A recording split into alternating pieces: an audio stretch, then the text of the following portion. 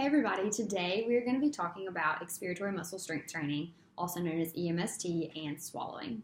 So EMST is the only swallowing exercise that incorporates both exercise physiology as well as neuroplasticity into the treatment process. The whole purpose of this training is to increase the strength of respiratory muscles which aid in cough, voice, and swallowing functions. EMST is implemented by handheld devices which are categorized as either resistance or pressure threshold types. Resistance does not have a lot of evidence to back it up, so most people use the pressure threshold type, which is what we would be demonstrating today. The device consists of an internal spring-loaded valve with an adjustable external dial, and the device allows the amount of pressure to be adjusted depending on the person's maximum expiratory pressure, which is obtained through a pressure manometer. The individual who is receiving this treatment needs to have sufficient pressure from expiratory force to surpass the spring-loaded valve so that the valve opens and air is able to come through the device. To improve swallowing, it is recommended that you use this device around 4 times a week, completing about 2 to 4 series of 10 repetitions each week. So now I'm going to demonstrate this. I do not have access to this device, however, I do have a picture and I will demonstrate what the patient needs to do during this. So here is, when you're getting this device, it comes with 2 pieces.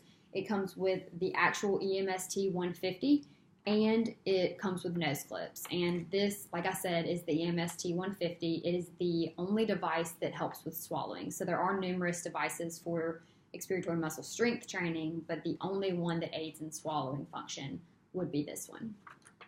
So on the individual, it will look like this. So she will have the nose clips on her nose so that no air is allowed out. And then she will place this in the oral cavity. And this is going to help her swallowing, her cough, and her voice. So I'm going to demonstrate this on Erin today. So I want you to take a very deep breath in and hold it until I've placed this device on you. And then you're going to release that breath as forcefully as possible. Okay? So take a deep breath in. I would place it on her. Now take a deep breath out. Once she does that, the device will calculate how much pressure was exerted through that breath. So for this type of treatment, someone needs to have medical advice prior to doing this because it does exert a lot of force with your breath. So people who have asthma or another type of respiratory disease, or if they're pregnant or have untreated hypertension, they do not need to do this type of treatment process. But now it is good for other types of individuals who have dysphagia or voice disorders. So a lot of research has been done about Parkinson's and Huntington's disease. And those have been backed up, and results show that this treatment device is very beneficial for those 2 types of disorders. So that is encouraging to know. There are a few other evidence, which I will talk about a little bit later on in the video, and how they impact other types of disorders, not only Parkinson's and Huntington's. So in terms of specifically swallowing, this device impacts swallowing because it helps elevate that hyoid, which is very important in the swallowing process. It also improves swallowing function overall, such as safety. It increases that airway support, helps with that.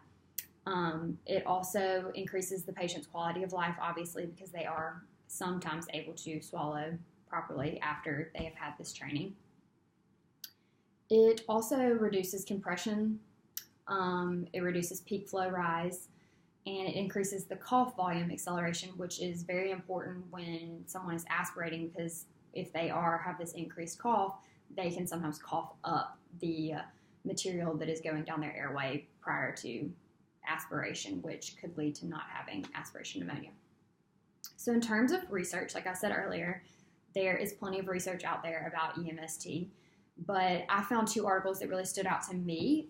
They are called Effects of Expiratory Muscle Strength Training on Swallowing Function in Acute Stroke Patients with Dysphagia, and then the other one is Expiratory Muscle Strength Training for Radiation-Associated Aspiration After Head and Neck Cancer. So both of these disorders, so stroke and head and neck cancer, both of those patients will typically have dysphagia. They can develop dysphagia. It's very common in both of those. And there is not a ton of research on both of these. However, both of these articles are very recent. One's in 2017, the other's in 2018. So you can tell that new research is coming about, which is very good for both of these populations. So for the first one, discussing acute stroke patients with dysphagia, they did this strength training on their patients, and they factored in a functional dysphagia scale, penetration aspiration scale, a molecular residue scale, and piriform sinus residues. So they monitored all of this before treatment as well as after. And results showed that all of those categories, functional dysphagia scale, the penetration aspiration scale, and the molecular residue, were all positively impacted. And the only one that did not show a difference was piriform sinuses. It did not get any worse. It just did not show any improvement from before treatment to after treatment. But still, the results are very positive because the study did say that these results are very similar to those with Parkinson's and Huntington's, and it is proven that this EMST works with both of those populations. The other reference that I found that was very interesting was the head and neck cancer one. And this one discussed aspiration after head and neck cancer, the surgery. It was examined. So they performed EMST on these patients, and their maximum expiratory pressures increased, and that increased swallowing safety. So overall, it really was beneficial in improving that airway protection in this population, which is really beneficial in helping them aid in their swallowing and preventing aspiration from occurring. So that is just a brief overview of EMST, and I hope y'all enjoyed it.